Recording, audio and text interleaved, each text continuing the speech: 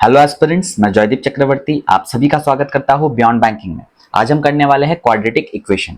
अगर आप banking exams की तैयारी कर रहे हो तो क्वाड्रेटिक इक्वेशन आपके लिए बहुत इंपॉर्टेंट एक टॉपिक है, क्योंकि बैंकिंग के हर एक प्रीलिम्स एग्जाम में, जैसे कि एसबीआई क्लर्क, एसबीआई पीओ, इन एग्जाम्स में क्वाड्रेटिक इक्वेशन के 3 से 5 क्वेश्चंस तो डेफिनेटली देखने को मिलता है। तो इस टॉपिक को आप कभी भी स्किप नहीं कर सकते, सो दैट इस वीडियो को आप कभी भी स्किप नहीं कर सकते। तो इस वीडियो को पूरा देखना। वीडियो अगर पसंद आए तो जरूर से लाइक करना, शेयर करना और हमारे इस चैनल को जरूर से सब्सक्राइब भी करना। तो चलिए देरी ना करते हुए शुरू करते हैं। सबसे पहले समझ लेते हैं कि ये क्वाड्रेटिक इक्वेशन होता क्या है। देखो यहाँ पे मैंने अलग अलग कुछ क्वाड्रेटिक इक्वेशन के फॉर्म्स लिखे हुए हैं, ठीक है। सारे के सारे आपको देखने में सिमिलर ही लग रहे होंगे, बस मैंने यहाँ पे प्लस और माइनस वो चेंज किया हुआ है। तो ये भी एक स्टैंडर्ड क्वाड्रेटिक इक्वेशन है, ये भी और ये भी। यहाँ पे एक मैंने एग्जाम्पल लिया हुआ है जिससे हम लोग समझ लेंगे कि इसको कैसे सॉल्व करना है। सबसे पहले क्वाड्रेटिक इक्वेशन होता क्या है।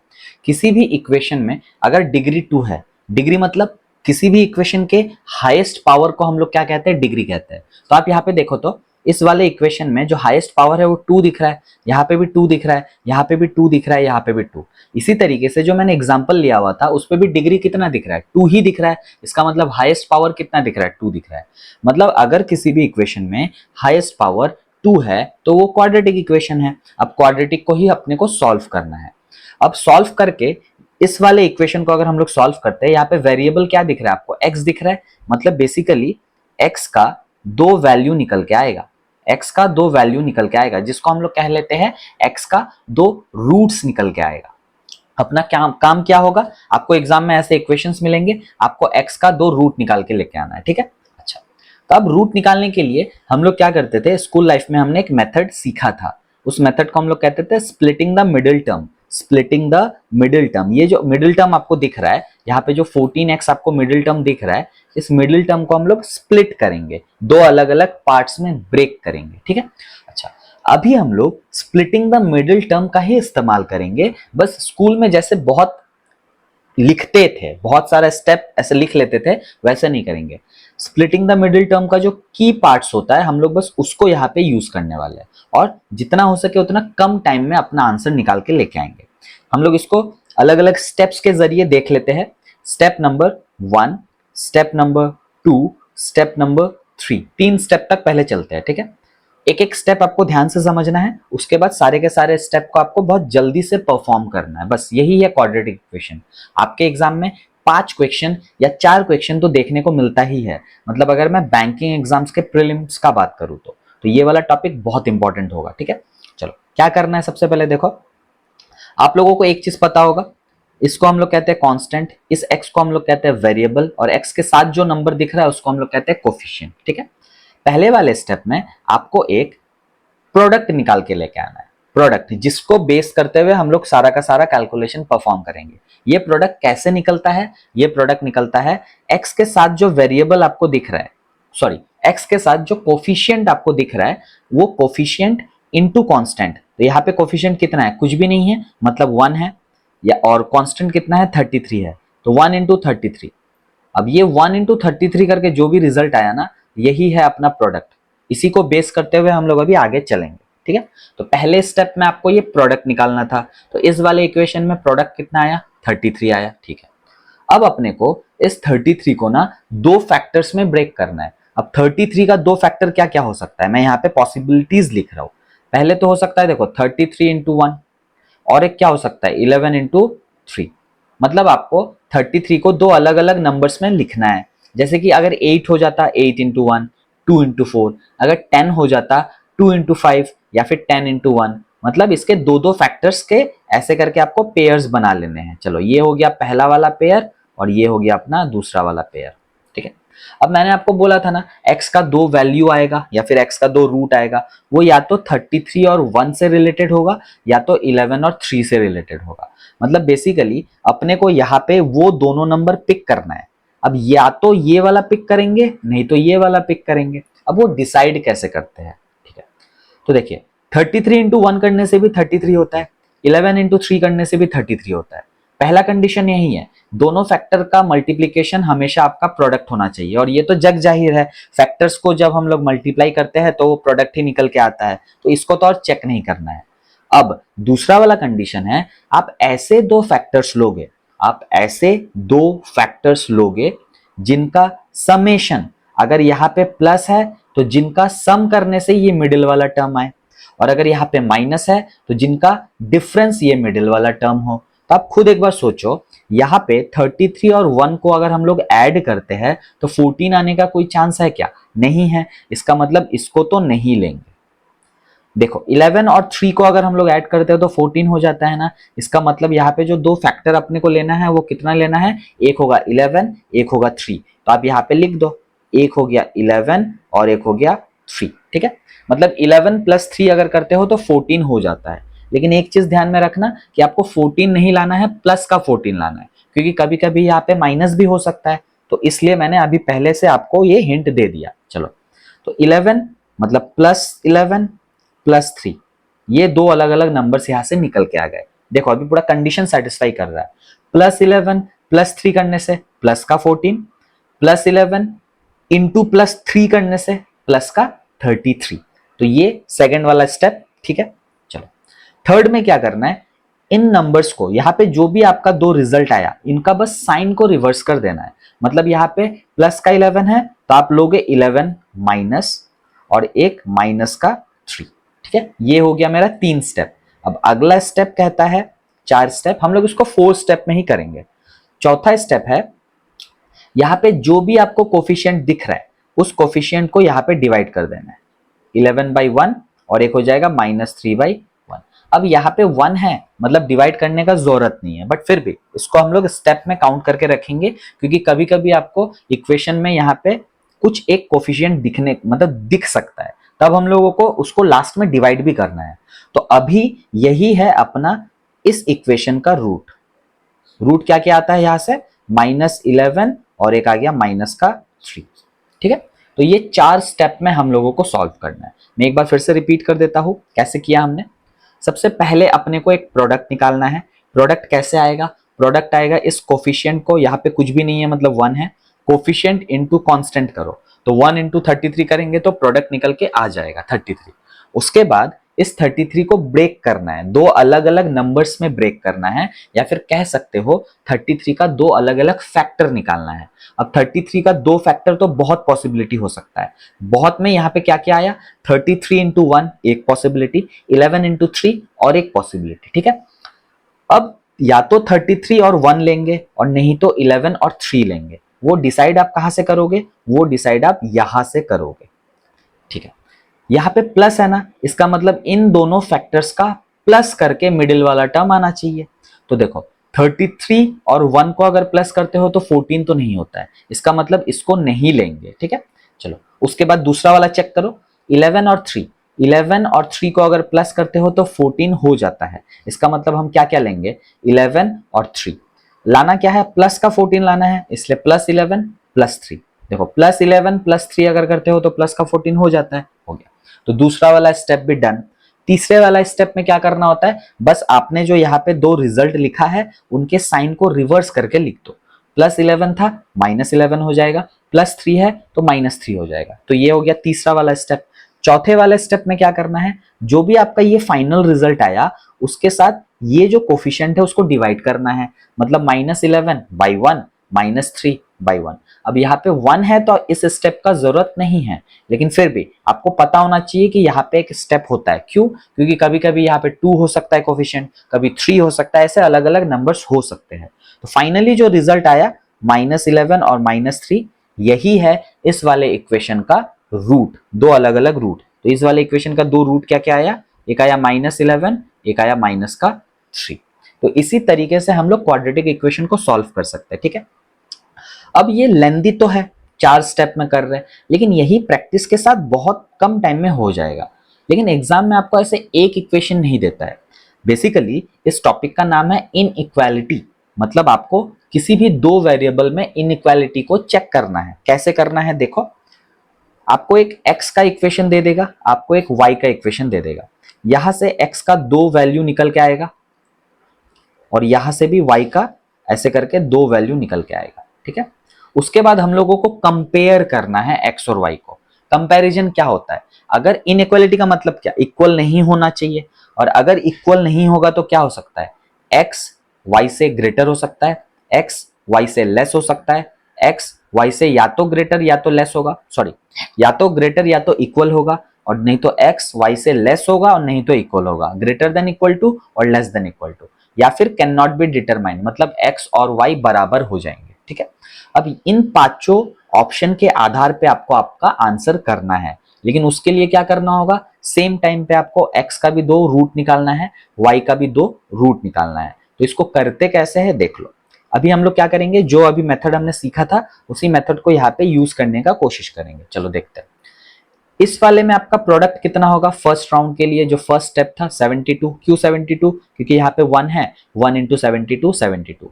उसके बाद क्या करना है, दो अलग अलग वैल्यूज यहाँ पे लिख लेने हैं, दो अलग अलग वैल्यूज। अब 72 को अगर हम ब्रेक करना चाहे, थोड़ा डिटेल में करते हैं इसको, ठीक है। सबसे पहले तो देखो 72 इंटू 1 हो सकता है, मतलब या तो 72 इंटू 1, नहीं तो क्या हो सकता है 36 इंटू 2, इसी तरीके से 18 इंटू 4, इसी तरीके से 24 इंटू 3, इसी तरीके से 12 इंटू 6, इसी तरीके से 8 इंटू 9, ऐसे बहुत सारे पॉसिबिलिटीज हो जाएंगे। तो हम लोगों को कौन सा पॉसिबिलिटी यहां से लेना है वही तो चेक करना होता है। तो देखो अपने को करना है इन दोनों फैक्टर्स को प्लस, तो 72 प्लस 1 करने से 17 होता है क्या, नहीं होता है। इसी तरीके से चेक करो तो ये तो नहीं होगा, 36 और 2 प्लस करने से भी नहीं होता है, ये भी नहीं होगा, ये भी नहीं होगा, ये भी नहीं होगा, ये हो जाएगा। मतलब देखो 8 इंटू 9 करने से अपना प्रोडक्ट आ रहा है, और 8 प्लस 9 करने से 17 भी होता है। कितना, 8 प्लस 9, मतलब इन दोनों फैक्टर्स को हम लेंगे, ट्रीट करेंगे। लेकिन अपने को 17 नहीं लाना है, मतलब प्लस का 17 नहीं लाना है, माइनस का 17 लाना है। तो हम क्या करेंगे, -8 -9। अभी कंडीशन को चेक करो, -8 इंटू -9, तो माइनस माइनस कैंसिल होके क्या होता है, प्लस होता है इंटू के केस में, तो प्लस का 72 निकल गया। अब -8 प्लस -9, इसको अगर सॉल्व करते हो तो -17 हो जाता है ना, हो जाता है। बस यही चीज ध्यान रखना था। चलो अभी दूसरा स्टेप तो डन हो गया, हमने -8 और -9 निकाल दिया। अगला वाला स्टेप क्या होता था, आपको इन दोनों रिजल्ट का साइन बस रिवर्स कर देना होता था। तो साइन रिवर्स करने के बाद क्या लिख सकते हैं, एक वैल्यू हो जाएगा प्लस का 8 और एक वैल्यू हो जाएगा प्लस का 9। एक और स्टेप था, अगले वाले स्टेप में हम लोग क्या करते थे, कोफिशिएंट को डिवाइड करते थे, बट यहाँ पे कोफिशिएंट को डिवाइड करने का जरूरत नहीं है, क्योंकि कोफिशिएंट कितना है, 1 है। तो अपना फाइनल आउटकम क्या निकल के आया, एक आया 8 और एक आया 9। ठीक है, मतलब x का जो दो रूट है वो क्या है, 8 है और एक 9 है। उसी तरीके से इसको भी चेक करेंगे। अब इसको चेक करने के लिए देखो रिजल्ट कितना, प्रोडक्ट कितना, 56। 56 के दो अलग अलग फैक्टर्स लिखने हैं। अभी थोड़ा जल्दी करने का कोशिश करो, आपको प्लस में 15 लाना है। तो देखो तो प्लस का अगर आपको 15 लाना है तो 8 और 7 नहीं हो जाएगा, 8 इंटू 7 करने से 56 होता है, और 8 प्लस 7 करने से 15 भी होता है। लेकिन अगेन यहाँ पे माइनस का 15 लाना है, तो -8 -7, -8 -7। अगला स्टेप क्या कहता है कि साइन को रिवर्स कर दो। साइन को अगर हम रिवर्स कर देते हैं तो कितना, प्लस का 8 प्लस का 7। अगला स्टेप क्या कहता था कि कोफिशिएंट को डिवाइड करो। यहाँ पे भी कोफिशिएंट कितना है, 1 है, तो यहाँ पे 1 डिवाइड करेंगे तो रिजल्ट कितना निकल के आएगा, एक का निकला 8, अगले का निकला 7। बस मतलब x के दो रूट अभी आपके पास है, y का भी दो रूट अभी आपके पास है। ठीक, अभी अपने को क्या करना है, अभी कंपेयर करना है। क्या, x के इन दोनों वैल्यूज को y के इन दोनों वैल्यूज से कंपेयर करना है। कंपैरिजन कैसे करते हैं, थोड़ा ध्यान से देखो। x का पहला वाला वैल्यू ले लो, इसको बारी बारी से इन दोनों के साथ कंपेयर करो, और कंपैरिजन का साइन एक बार यहाँ पे हम लोग लिख लेंगे। x कितना है, 8 है, y कितना है, 8 है। पहले वाले राउंड में क्या आया, x is equals to y। अगला वाला x यहाँ पे 8 है, y यहाँ पे 7 है, क्या आया, x is greater than y। ठीक है, फिर से इस 9 को फिर से बारी बारी चेक करो। 9 क्या है, 9 यहाँ पे, 8 यहाँ पे, मतलब x is again greater than y दिख रहा है। फिर 9 यहाँ पे, 7 यहाँ पे, मतलब x is greater than y दिख रहा है। मतलब आपको ये चार इनइक्वालिटी ही तो चेक करना था, मतलब चार कंपैरिजन ही तो देखना था। अब चार कंपैरिजन में से इक्वल टू तो जगह पे है, ग्रेटर देन ये सारे तो ग्रेटर देन ही है, मतलब हम इसको कंबाइन करके ऐसे नहीं लिख सकते, या तो x ग्रेटर देन y होगा और नहीं तो x इक्वल्स टू y होगा। तो कौन सा यहां से सही बन रहा है, x इज ग्रेटर देन और equals to y, x is greater than और इक्वल्स टू y। बहुत बारी क्या होता है, हम लोग ये रूट्स तो निकाल लेते हैं बट कंपैरिजन में हम लोग गलती कर देते हैं। तो कंपैरिजन इसीलिए अभी जब आप सीख रहे हो तो ऐसे करके लिख लिया करो, धीरे धीरे तो आपका टाइम बहुत कम हो जाएगा, पर प्रैक्टिस के दौरान जितना हो सके आप पूरे प्रोसेस को फॉलो करो, ठीक है। चलो अगले पे चलते हैं, इसको सॉल्व करना है। सबसे पहले देखो प्रोडक्ट निकाल के लेके आना है। प्रोडक्ट कितना बनता है यहाँ से 117। अब 117 को क्या करना है, दो अलग अलग पार्ट में ब्रेक करना है। उनके बीच का सम कितना होना चाहिए, 22 होना चाहिए। तो 117 तो 13 का मल्टीपल है ना, मैंने आपको बोला हुआ था कि आप 13 सॉरी मल्टीप्लीकेशन टेबल अच्छे से देखना। तो देखो तो 13 और यहाँ पे कितना 9, 13 और 9 को अगर प्लस करते हो तो 22 हो जाता है, लेकिन अपने को चाहिए माइनस का 22, तो यहाँ पे -13 हो जाएगा और यहाँ पे -9 हो जाएगा। अगला वाला स्टेप क्या कहता था कि साइन को रिवर्स करना है, तो रूट क्या बन जाएगा प्लस का 13 और एक हो जाएगा प्लस का 9, यही होगा फाइनल रूट। वो डिवाइड वाला स्टेप तो यहाँ पे नहीं है, क्यों नहीं है, क्योंकि कोफिशिएंट यहाँ पे अगेन 1 है। तो दो रूट क्या क्या निकला, एक आया प्लस का 13, एक आया प्लस का 9। अगला वाला इसको सॉल्व करते हैं। प्रोडक्ट सबसे पहले देखो 143, ठीक है। 143 में दो अलग अलग नंबर चाहिए, दोनों को प्लस करके 24 आना चाहिए। आपको अगर डायरेक्टली नहीं दिख रहा है ना, जैसे कि मैं यहाँ पे देख रहा हूँ 13 और एक बनता है 11, माइनस का 11 माइनस का 13, देखो -13 प्लस -11 अगर करते हो तो माइनस का 24 हो जाता है। -13 इंटू -11 अगर करते हो तो प्लस का 143 भी हो जाता है। अगला वाला स्टेप साइन चेंज करो और अगला वाला स्टेप डिवाइड करो, लेकिन यहाँ पे भी 1 है तो डिवाइड करने का जरूरत नहीं है। अगर आपको यहाँ पे डायरेक्टली ये 13 और 11 नहीं दिखाना तो आप कोशिश करो कि आप 143 का ऐसे करके ब्रेक कर करके लिख लो। जैसे कि आप क्या कर सकते हो, देखो 13 इंटू 11 ऐसे लिख सकते हो। इसी तरीके से 143 का और जितना भी डिस्ट्रीब्यूशन हो सकता है आप वो सब यहाँ पे लिख लो। उसके बाद आप बारी बारी से चेक करो कि 13 और 11 को अगर प्लस करते हैं तो 24 होता है या नहीं होता है। अगर होता है तो यही अपना पॉसिबल रिजल्ट है। इसी तरीके से और बहुत सारे आएंगे फैक्टर्स। सारे फैक्टर्स को इनिशियल डेज में आप प्रैक्टिस के दौरान लिख सकते हो, लिख के चेक करो तो ऑटोमेटिकली वो नंबर आपको दिखने लगेगा कि हाँ ये नंबर है तो ये दोनों फैक्टर होना चाहिए, ये सब, ठीक है। चलो अभी कंपेयर कर लेते हैं। अगेन 13 इक्वल टू 13, मतलब पहला कंपैरिजन क्या दिख रहा है, x is equals to y। 13 greater than, तो 13 इज ग्रेटर देन y। अगला कंपैरिजन 9 लेस देन, मतलब x is less than y। अब जब कभी भी आपको ऐसे ऑपोजिट सिंबल्स मिल जाएंगे ना, एक ग्रेटर दिख रहा है एक लेस देन दिख रहा है, एक ग्रेटर देन इक्वल टू दिख रहा है एक लेस देन इक्वल टू दिख रहा है, तब आप डायरेक्टली यहाँ पे कैन नॉट बी डिटरमाइन कर सकते हो, मतलब हम लोग इसका रिजल्ट नहीं बता सकते, ठीक है। तो अगर ऑपोजिट सिंबल मिलता है तो, जैसे कि यहाँ पे ऑपोजिट सिंबल मिल गया था इसलिए। चलो आगे चलते हैं। अब देखो अब यहाँ पे प्रोडक्ट कितना होगा, यहाँ पे प्रोडक्ट 2 नहीं होगा। क्यों नहीं होगा, क्योंकि अपने को इन दोनों को मल्टीप्लाई करना होता है, मतलब 18 इंटू 2, तो प्रोडक्ट कितना निकला 36। अभी क्या करना है, 36 को ही ब्रेक करना है, दो अलग अलग नंबर्स लिखने हैं, फैक्टर्स लिखने हैं जिनका सम करना है, सम करके 15 लाना है।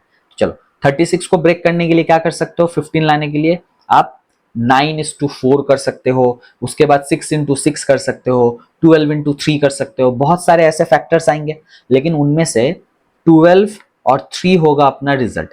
12:3 करने से 36 होता है, 12 प्लस 3 करने से भी 15 होता है, लेकिन चाहिए माइनस का 15, इसलिए यहाँ पे -12 -3। अब रूट के लिए क्या था, इस रिजल्ट के साइन को चेंज करना होता है, साइन को चेंज कर दो तो ये प्लस का 12 ये प्लस का 3।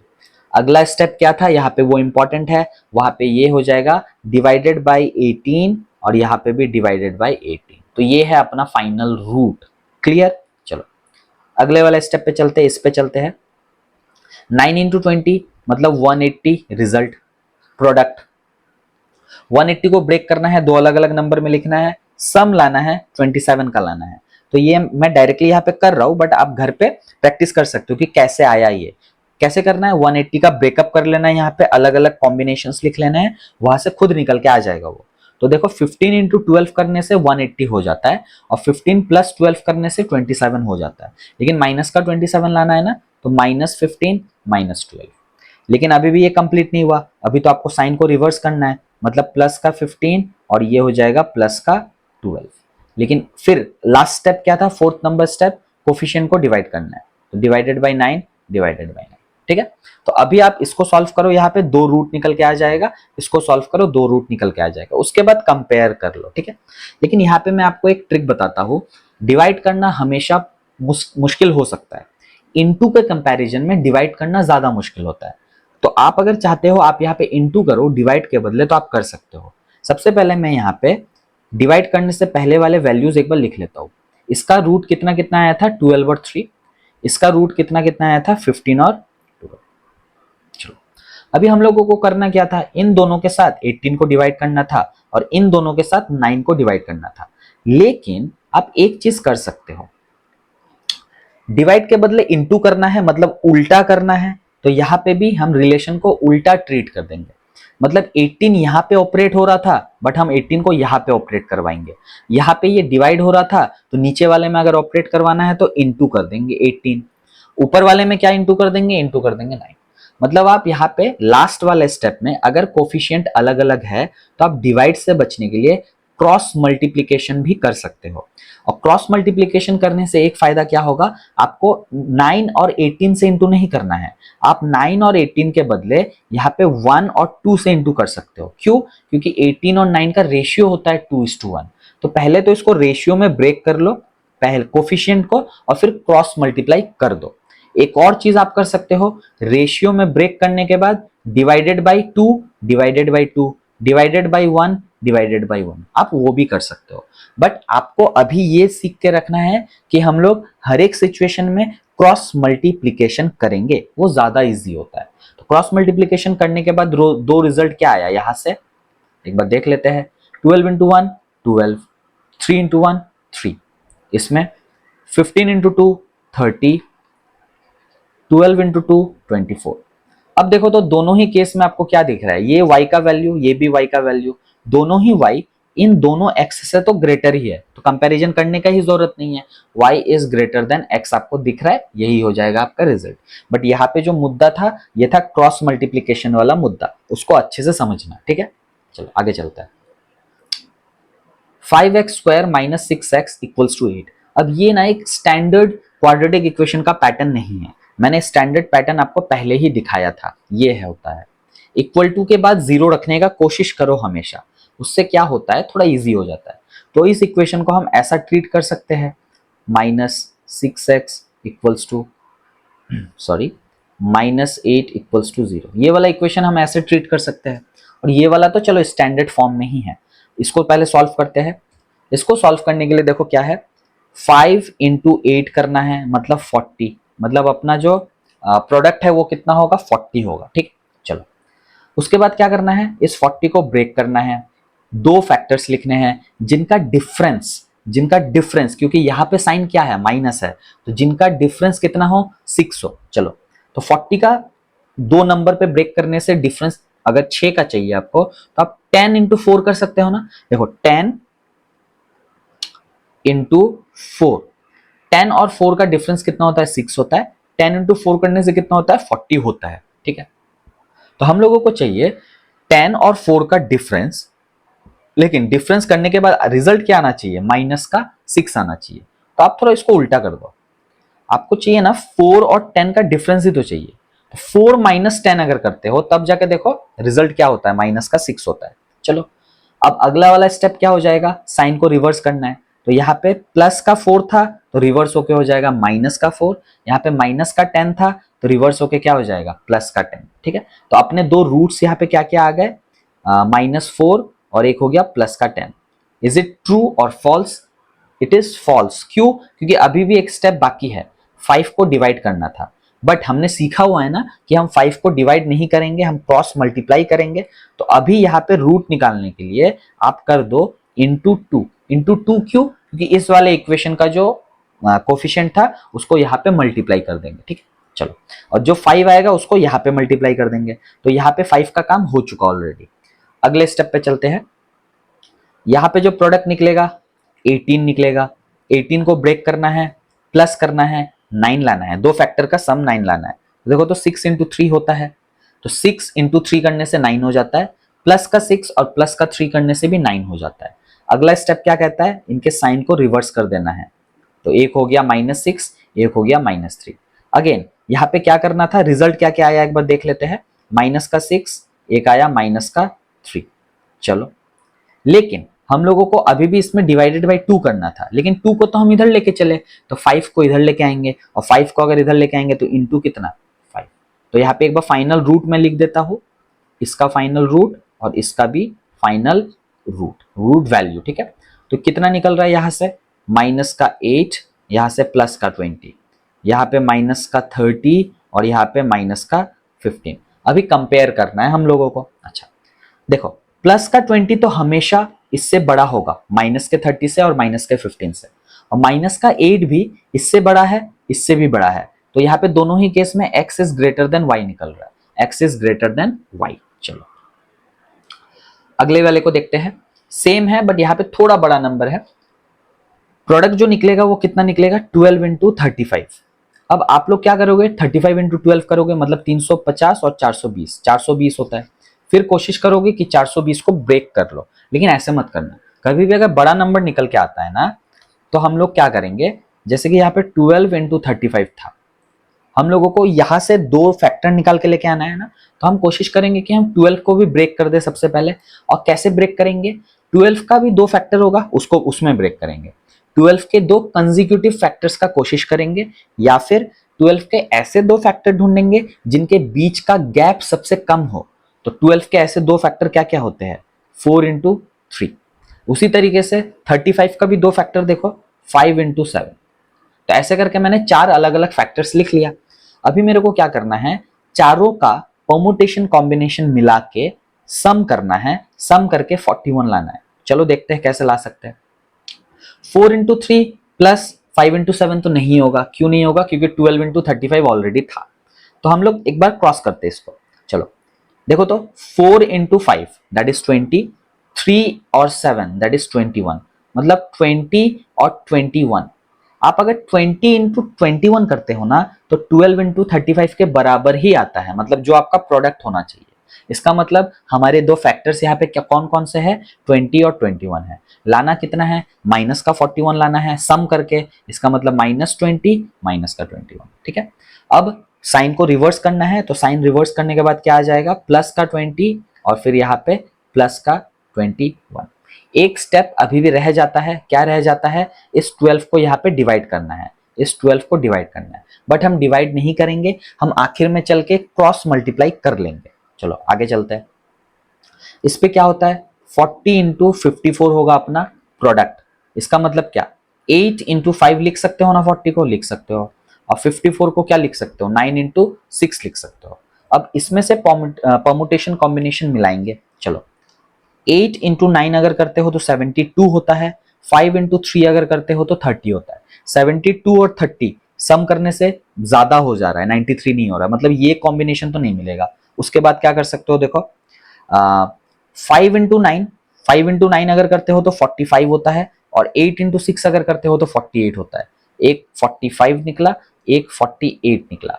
45 और 48 का सम 93 होता है, लेकिन चाहिए माइनस का 93, तो माइनस का 45 माइनस का 48।